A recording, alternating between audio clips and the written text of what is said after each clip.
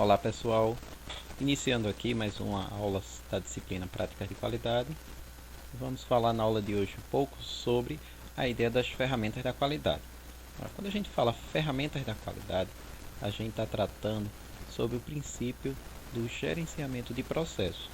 No dia a dia de trabalho, a gente precisa tomar decisões, a gente precisa fazer análise de situações e trabalhar o tempo todo baseado em fatos e dados e utilizar um mínimo do achismo, de simplesmente do achismo, daquilo que você acredita, e sim analisar os dados friamente, analisar os fatos, verificar todas as situações e a partir daí eliminando o empirismo e trabalhar de uma forma mais técnica, trabalhar de uma forma mais científica.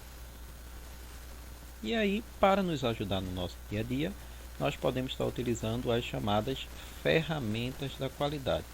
Então você tem uma série de ferramentas, aqui a gente fala sobre algumas ferramentas da qualidade, existem outras, mas são ferramentas que a gente acredita que são as mais utilizadas, aquilo que pode trazer algum tipo de benefício, algum diferencial no seu trabalho que você vai desenrolar. A gente faz sempre um comparativo, assim como a casa mesmo, Quando você analisa uma ferramenta na sua casa, é uma pessoa que tem um martelo, uma pessoa que tem uma lâmina, uma pessoa que tem uma furadeira, ela consegue fazer uma série de atribuições. Quem não tem essas ferramentas vai ter que arrumar quem faça, vai ter que contratar, vai ter que ter um custo extra com esse material. Quando a gente fala ferramentas da qualidade, a gente está se referindo a algumas ferramentas que vão te ajudar a interpretar os dados, transformar dados em informações e a partir dessas informações fazer com que você tenha um trabalho melhor dentro do seu desenvolvimento. E aí essas são as 7 ferramentas que a gente vai falar um pouquinho. São 7 ferramentas muito utilizadas na área de qualidade. Nós temos o gráfico de controle, que é a primeira ferramenta. Nós temos o histograma, que é a segunda ferramenta. Nós temos a lista de verificação. Nós temos o gráfico de Pareto, brainstorming, diagrama de causa e efeito e a última ferramenta, que é o plano de ação.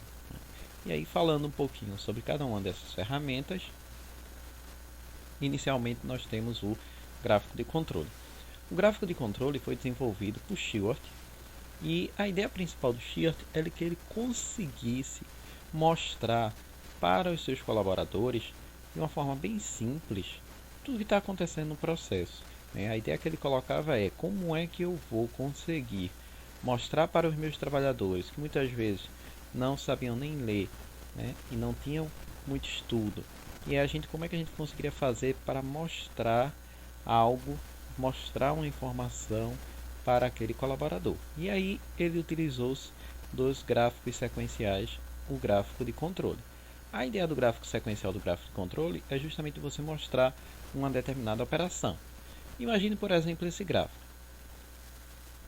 Imagine que você consegue aqui listar uma série de ações.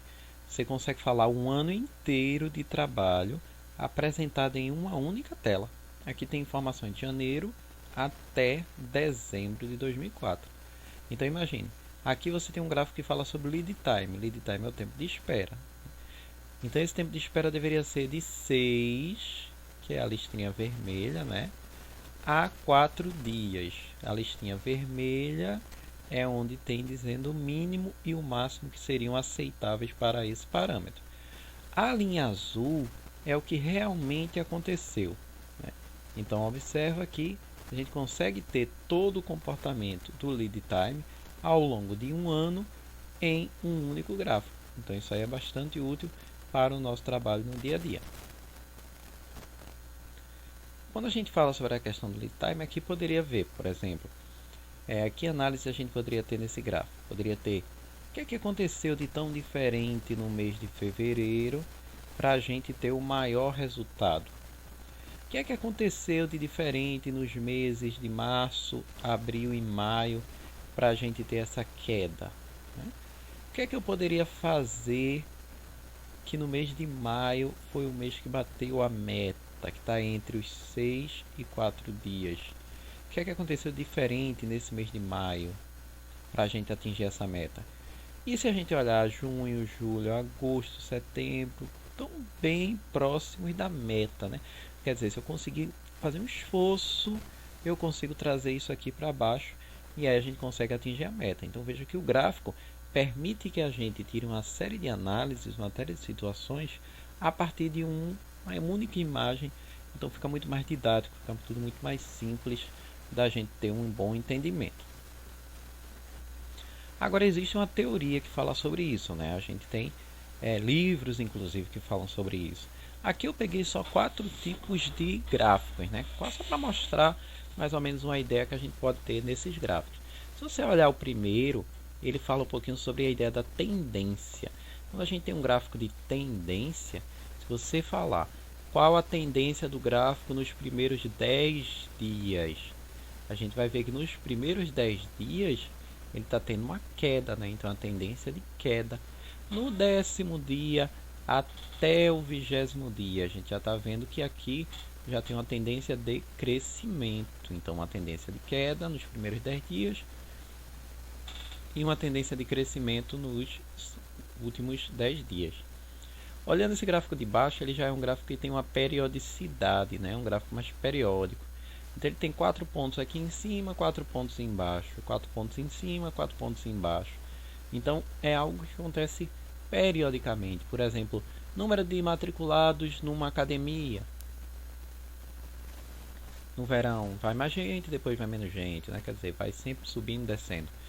Venda de picolé. No verão vende muito, no inverno vende pouco. No inverno vende muito, no inverno vende pouco, né? Então tem sempre isso. Comércio, carnaval. Você tem carnaval, tem períodos que vende muito, daqui a pouco cai um pouquinho, aí daqui a pouco vem Páscoa, vende muito, depois cai um pouquinho, aí Dia das Mães vende muito, quer dizer, então é algo que é periódico. Nesse terceiro aqui você tem desvios com ciclos, né? Você vai seguindo, aí tem uma queda, aí você segue um pouquinho, de repente uma queda, você sobe um pouquinho, de repente uma queda. Tipo um eletrocardiograma, onde você tem lá picos em determinados intervalos de tempo. E o último aqui é o caos, né? No caos realmente você não tem nenhum tipo de previsão, você não consegue determinar nada, tudo acontece de forma caótica. Aqui nós temos um exemplo para elaboração do gráfico sequencial. Então você segue alguns passos para poder fazer essa elaboração, que aí eu vou elaborar aqui junto com vocês. Olha, primeiro momento, você vai definir qual é o seu item de controle. Por exemplo, se eu falo alguma coisa no RH, vamos falar de absenteísmo. Já defini meu item de controle para o gráfico, absenteísmo. Aí você fala, qual a unidade do meu item de controle? Absenteísmo, a gente trabalha muito em percentual. Então aqui eu coloco a unidade, percentual. Qual é a escala que eu vou trabalhar com X, né? A gente primeiro trabalha assim, sempre. A gente lá no ensino médio, a gente falava assim: Y varia em função de X. Então Y está na vertical e X está na horizontal, certo? O X é onde vai ficar o histórico. Aqui no histórico você teria o mês. Então aqui poderia ser um mês. A dica que eu dou é sempre, no caso de vocês, sempre a gente vai ter uma variação de tempo. Então eu digo que o meu absenteísmo varia em função do tempo. Não é o tempo que varia em função do absenteísmo. Então o percentual de absenteísmo fica na vertical e o mês fica na horizontal. Os meses aqui a gente poderia colocar, né, para cada mês, a gente poderia colocar janeiro como primeiro mês. A gente poderia colocar aqui fevereiro. A gente poderia colocar março, abril e maio. Então vamos colocar aqui 5 meses. Para poder fazer esse gráfico, a gente precisaria ter os dados. Então, imagine que a gente tem aqui alguns dados sendo colocados. E aí, por exemplo, numa questão, a gente fala assim, indique aqui o gráfico para o conjunto de dados exposto na tabela. Aí a gente colocaria o absenteísmo em relação a um determinado mês. Então, absenteísmo e o mês. Então, aqui a gente coloca janeiro, fevereiro, março, abril e maio. O absenteísmo, vamos colocar 4, 2, 4, 6 e 8. Então, esses foram os resultados que nós tivemos para o absenteísmo. Como ficaria o gráfico desses resultados? Você precisaria pegar esses resultados que estão aqui e você colocar na sua escala. Então aqui você colocaria na escala que você tem traçada. Então a gente pegaria aqui, no primeiro momento, você pode colocar uma escala crescente, né? Então tem 2,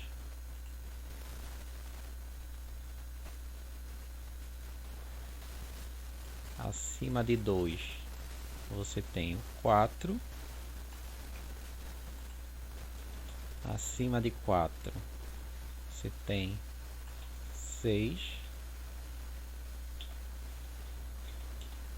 e acima do 6 você tem o 8. É uma escala crescente. Então aqui nós temos 8, 6, 4 e 2. O que é que a gente faz agora? Coloca nossos pontos. Então imagine, no mês de janeiro, quanto deu o absenteísmo?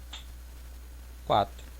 Então no mês de janeiro, você coloca o valor 4. Então ficaria aqui, ó, janeiro 4. Janeiro 4. Quanto deu o absenteísmo em fevereiro? Fevereiro, o valor foi 2. Fevereiro, 2. Quanto deu no mês de março?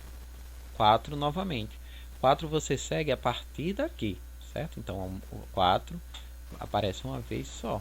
Então, você coloca 4 no mês de março. Então, 4 no mês de março. Quanto que foi em abril? Abril, você teve 6. Então, você vem aqui, abril,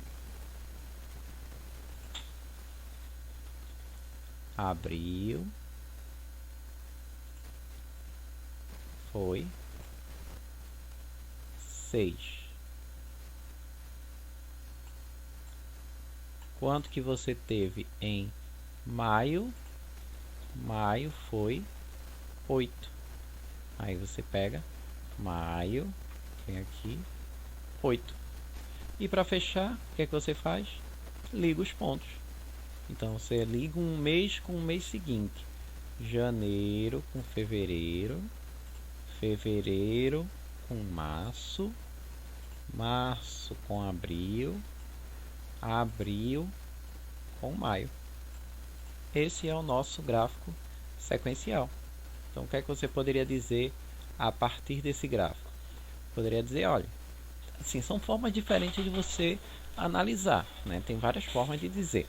Tem gente que poderia analisar assim, o absenteísmo nessa empresa começou com 4, no mês de fevereiro caiu para 2, em março aumentou para 4 novamente, em abril aumentou para 6 e fechando maio com um percentual de 8 para o absenteísmo. Tem gente que vai avaliar assim. Tem gente que vai avaliar. Observamos que inicialmente no mês de janeiro o percentual começou em 4% de absenteísmo, houve uma queda e foi subindo até chegar no percentual de 8%. Também é uma forma de analisar. Tem gente que vai analisar de uma forma mais simples. Vai dizer assim, olha, inicialmente, no primeiro mês de fevereiro, houve uma queda com relação a janeiro. Nos meses de março, aumento, abril, aumento e maio, aumento novamente. Quer dizer, aqui é o tipo de questão que cada pessoa vai avaliar de uma forma diferente. Você pode avaliar de forma diferente, você só não pode dizer algo que não aconteceu. Por exemplo, a pessoa pode dizer assim, avaliamos que o absenteísmo da empresa melhorou ao longo dos meses. Não melhorou, né? A gente está observando um comportamento diferente. Então, quando você vai construir um gráfico, define quem é o item de controle, a gente trabalhou com absenteísmo, coloca as unidades do item de controle, então a gente trabalha em percentual, define as escalas com o histórico, a gente trabalhou dos meses de janeiro até maio, e caso queira a meta, a ideia da meta é assim, imagine que a empresa gostaria que no máximo o absenteísmo fosse de 5%. Então 5% aqui seria a meta, entendeu? Então se eu quiser definir uma meta, a empresa segue a mesma meta para todos os meses. Então é 5% em janeiro, 5% em fevereiro, 5% em março, 5% em abril, 5% em maio. 5 está aqui entre 6 e 4, entendeu? Aí se tiver meta, apenas se tiver meta, você pode estar colocando ela também dando destaque para mostrar qual é o seu limite para essa análise. Então aí a gente tem a ideia do gráfico de controle. O direcionamento, que é o último item aqui, é algo também que é sempre bom a gente colocar. A ideia do direcionamento é muito assim. Absenteísmo, é melhor ele para baixo ou é melhor ele para cima? Aí você diz, absenteísmo, quanto menor vai ser melhor. Então o direcionamento é você botar assim, uma setinha, por exemplo aqui, eu poderia botar para baixo e indicar. Para baixo é melhor. Então eu posso dizer, qualquer pessoa, mesmo quem não saiba o que é o absenteísmo, ele consegue perceber que quanto menor for o valor, melhor é. Isso é a ideia do direcionamento. Então aí a gente tem a nossa primeira ferramenta, um exemplo de como construir um gráfico sequencial, o gráfico de controle. Seguindo, nós temos a ideia do histograma. O que é a ideia do histograma? O histograma, percebe a diferença do gráfico, né? O gráfico de controle era um gráfico de linhas. O histograma já é um gráfico de colunas. Então, com o histograma, a gente tem colunas indicando como as coisas estão distribuídas. Então, por exemplo, se eu estou avaliando dois processos, imagina, eu tenho uma sala A e tenho uma sala B. Aí eu quero saber qual das duas salas é melhor. A sala A, comparando, por exemplo, a temperatura das salas. Sala A ou sala B? Qual é que tem a melhor temperatura? Quando a gente avalia através de um histograma, a gente observa que essa sala aqui, todos os resultados dela de temperatura deram dentro do limite inferior de especificação, LIE, e um limite superior de especificação. Então, todos os dados que eu medi estavam dentro dos meus limites. Então, a gente poderia falar que essa sala aqui está ok, está boa, não é? Já quando a gente olha aqui o processo B, a nossa sala B, a gente observa que tem alguns dados que estão acima do limite de especificação, entendeu? É como se eu quisesse uma sala entre 20 e 24 graus de temperatura. 20 limite inferior, 24 limite superior.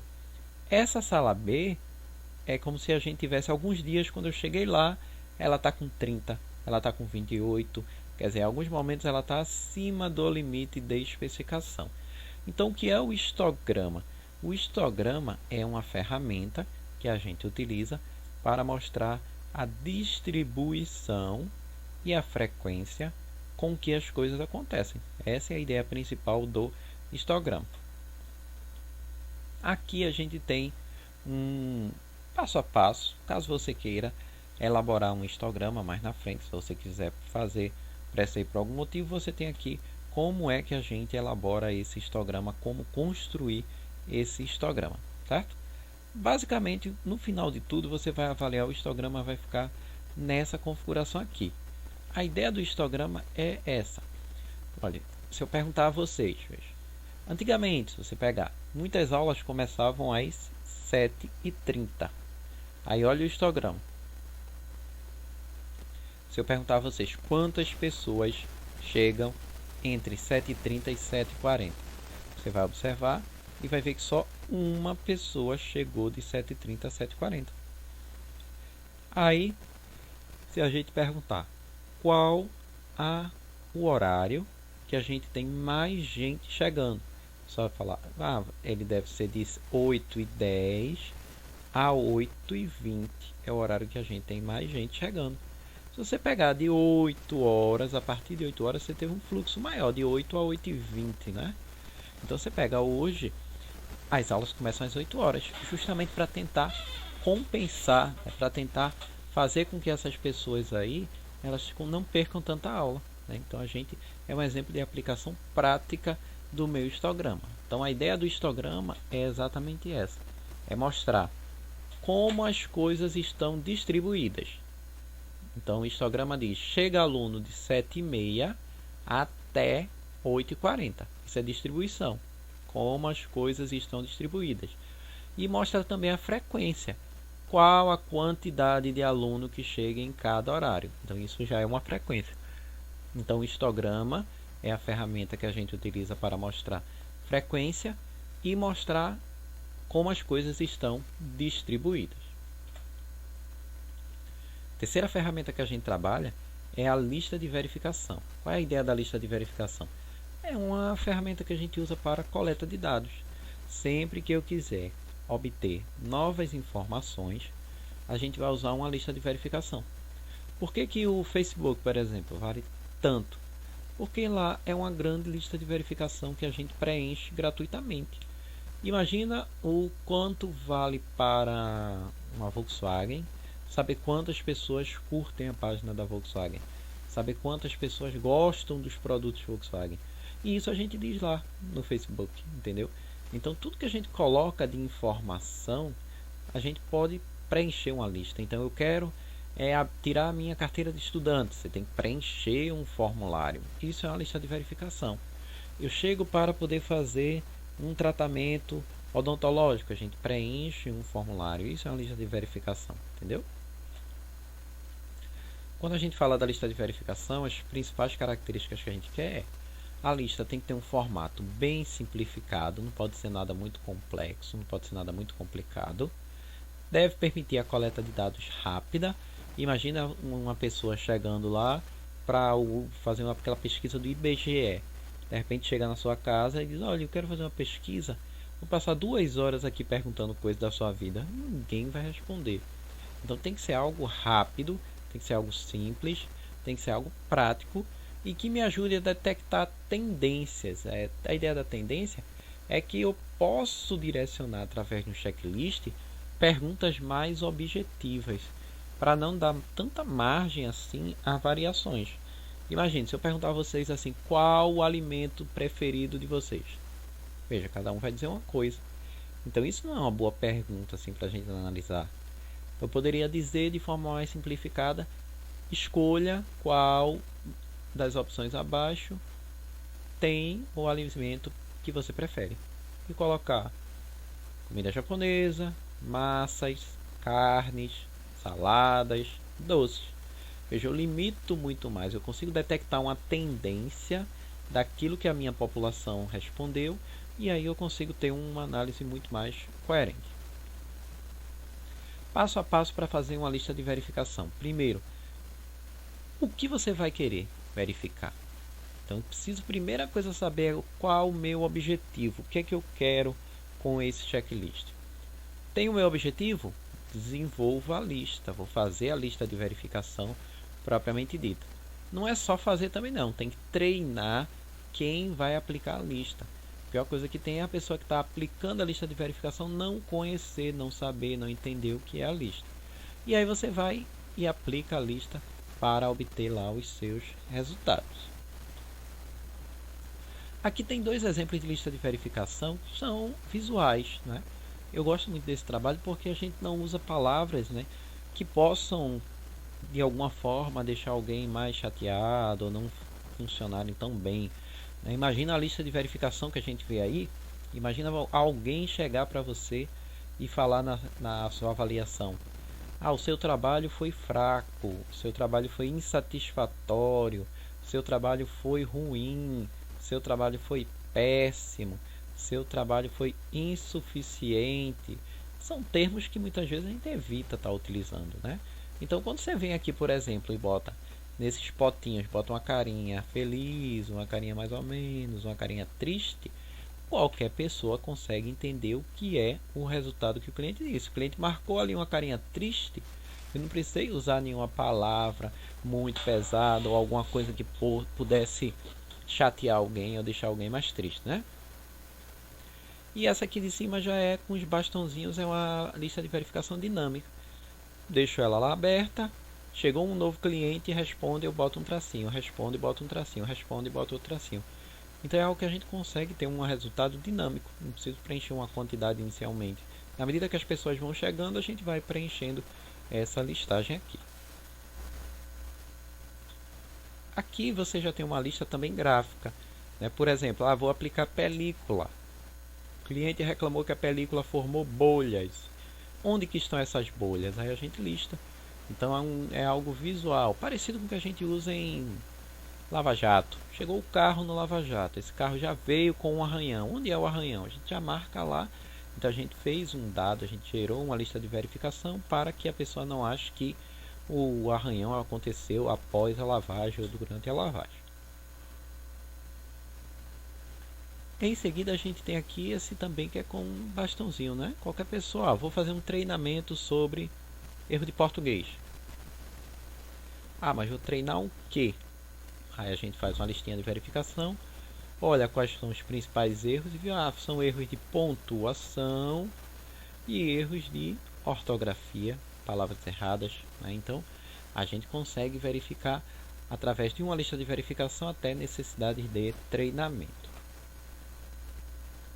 Seguindo, nós temos nossa quarta ferramenta da qualidade, que é o brainstorming. A ideia do brainstorming é a tempestade de ideias. Então veja, para que serve a tempestade de ideias? É a ferramenta que a gente utiliza para obter novas ideias. Toda vez que eu quiser obter novas ideias, a gente pode utilizar a ferramenta do brainstorm. Qual o objetivo da tempestade de ideias? O objetivo principal é obter o máximo de ideias.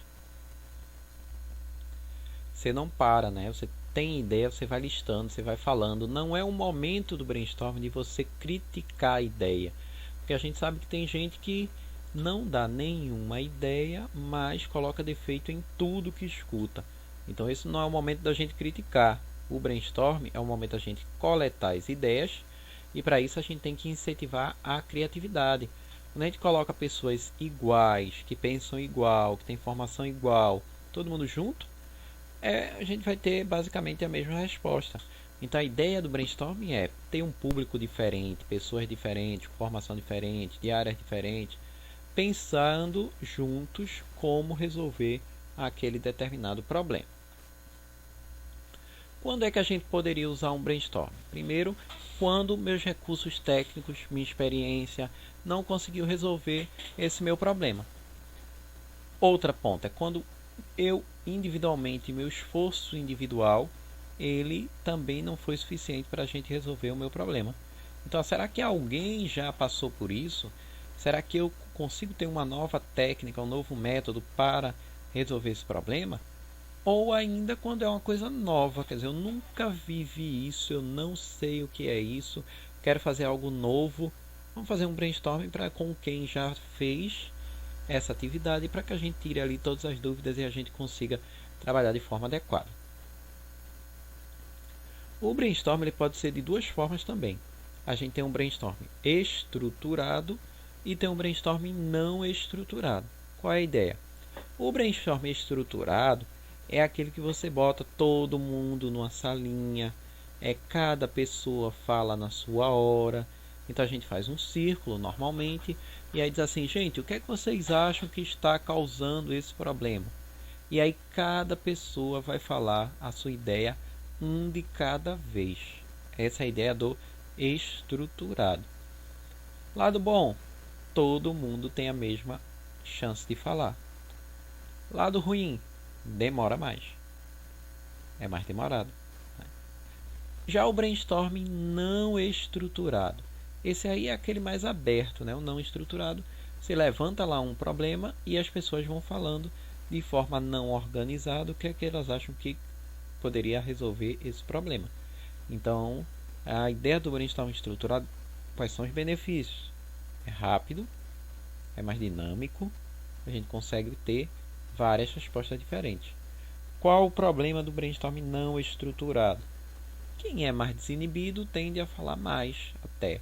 Depende muito de quem está anotando, quem está tomando nota de tudo que está sendo falado. Ele pode perder alguma informação por ter essa velocidade, entendeu? Então, não é que tenha melhor, nem pior, nem certo, nem errado. São métodos diferentes que a gente utiliza para avaliar a realização da tempestade de ideias.